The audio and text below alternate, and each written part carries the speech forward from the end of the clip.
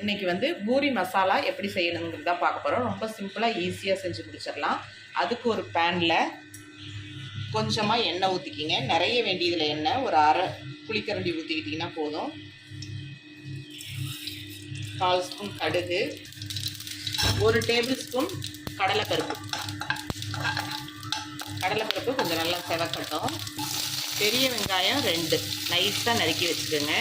உங்கள் மசாலா எவ்வளோ செய்கிறீங்களோ அதுக்கு தகுந்த மாதிரி.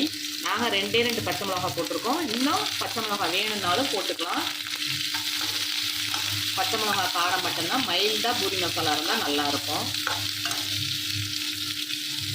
ஒரு 1/4 இஞ்சியை ஒரு சின்ன துண்டு எடுத்து நைஸாக துருவி இதோட போட்டுக்கோங்க.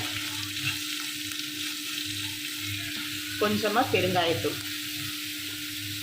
இந்த வெங்காயம் வதங்கிறதுக்கு தேவையான அளவு உப்பு.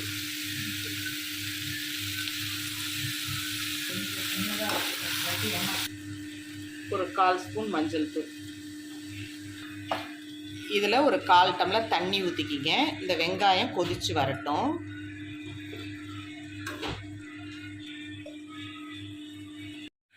ஒரு 3 உருளைக்கிழங்கு பெரிய சைஸில் வேக வச்சு வச்சுருக்கேன். அதை ரொம்ப உடைக்காமல் துண்டு துண்டாக அப்படியே உடச்சி வச்சுக்கோங்க. இதில் ஊற்றிக்குவோம்.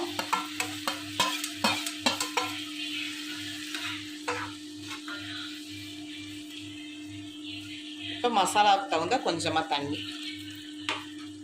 இந்த டைமில் உப்பு டேஸ்ட் பார்த்துக்குங்க. முன்னாடி வெங்காயம் வதங்க வேற உப்பு போட்டிருக்கோம். பார்த்துக்கிட்டு உப்பு போட்டுக்கலாம்.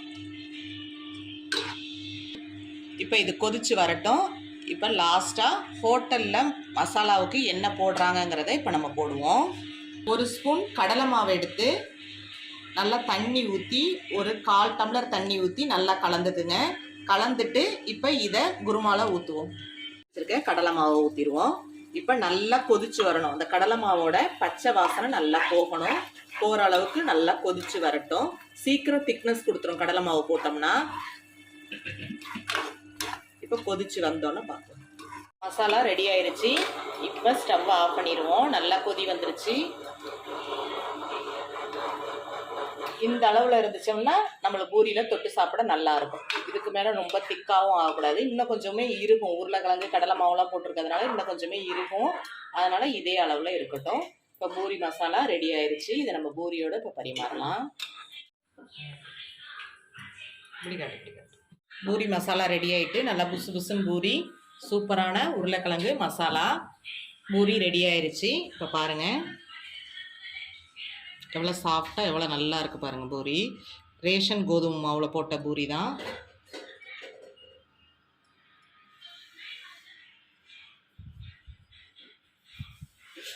பூரி மசாலா உங்களுக்கு பிடிச்சிருந்துச்சுன்னா லைக் பண்ணுங்கள், ஷேர் பண்ணுங்கள், கமெண்ட் பண்ணுங்கள், சப்ஸ்கிரைப் பண்ணுங்கள். மறக்காமல் பெல் பட்டனை கிளிக் பண்ணுங்கள்.